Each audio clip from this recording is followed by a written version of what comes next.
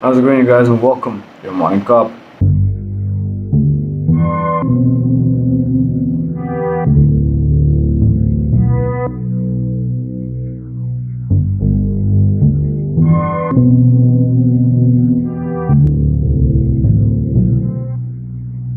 We start today off understanding the fact that numerous international corporations that had established a base in Myanmar after years of the coup have now decided to pull out. Now, since the year 2011, we saw numerous international corporations finally establishing a base in Myanmar, creating millions of jobs, and boosting the economy to likes that it hadn't been boosted in decades. The new coup that ensued took less than a month to tear all of that down.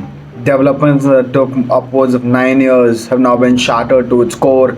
Millions of people are now going to be losing their jobs, as well as the economy is going to be losing a lot more than just a few 100,000. Well, it's going to be shattered in terms of its growth abilities, as well as the future of the Myanmarese economy lies in limbo. What we understand today is the fact that investments from international corporations will no longer be pouring into Myanmar, and those that do exist are now considering shifting their bases to numerous other countries. The people that were employed are no longer going to be employed, as I just stated, the fact that there are going to be layovers left, right, and center, and this has sparked an all new wave of international concern as well as all new wave of protests. People are dictating the fact that now the coup has resulted in their livelihood being taken away from them.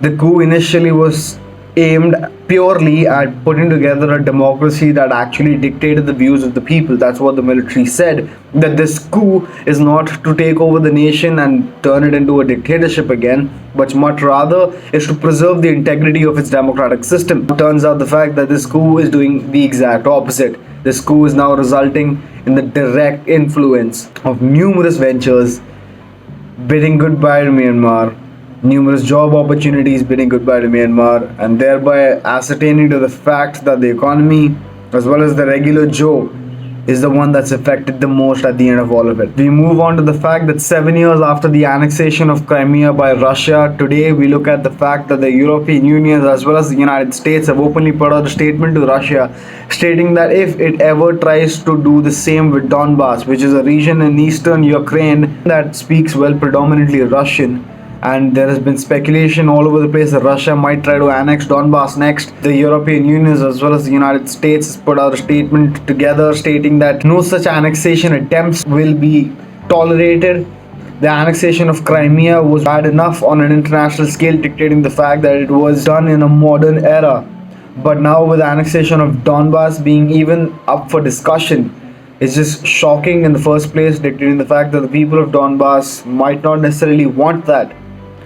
Russia has put a counter statement dictating the fact that Kiev has not even resolved the issue of Crimea or its people wanting to be Russian rather than being Ukrainian. It also states that the people of Donbass would rather be Russian, would rather have Russian passports, would rather be under the governance of Russia than be under the governance of Ukraine. And as long as this issue is not resolved by Kiev as well as the Ukrainian government, the speculation of whether Donbass will be Russian in a few years is still up for grabs. What we do understand, however, is the fact that no such military deployments like the ones that were observed in Crimea are currently being planned. Now, Crimea was initially annexed by separatists that were backed by military deployment as well as supply chains that were created by Russia and its front line that it has established and resecured over the years. Now, with Donbass being the next particular target, if you will, speculation rises if Russia is going to use the same methods that it did with Crimea, or is it going to take an all new approach and just put boots on the ground straight up. What we do understand is the fact that there has been a lot of tension in the region. There has been a lot of tension with the United States and Russia in the region.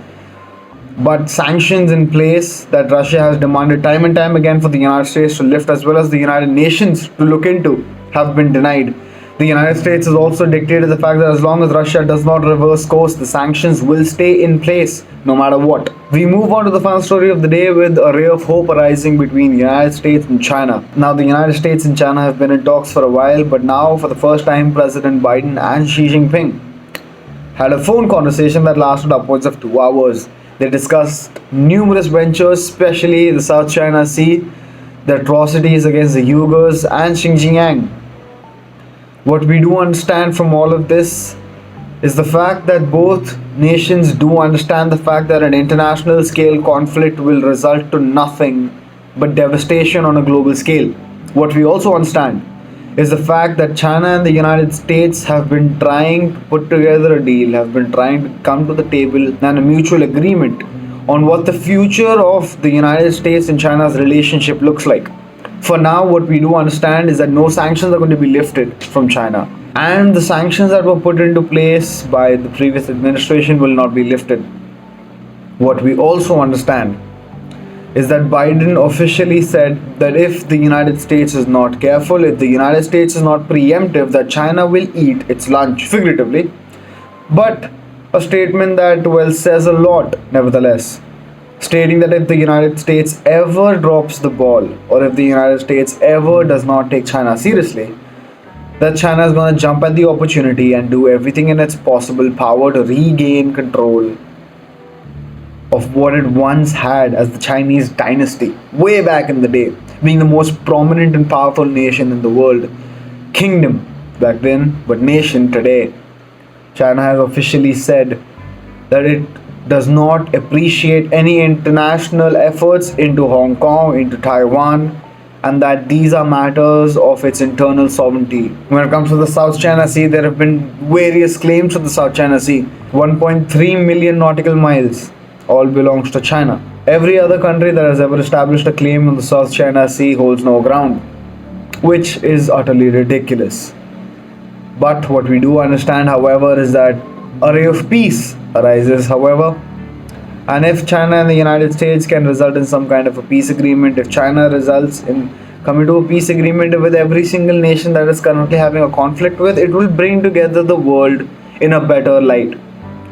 Of course, we do not want conflict. Nobody does. We want resolution. We want to make sure that we are at peace. We want to make sure that there is global consensus. We also want to make sure that we as a civilization have a common front so that the development of a species can take the next steps forward. That being said, what we understand is that there is a lot developing. And until said developments are concrete, we can't make any claims towards them. But rest assured, we will keep you updated on all things that the world has to offer. Until then, this has been your morning cup. I'll see you tomorrow.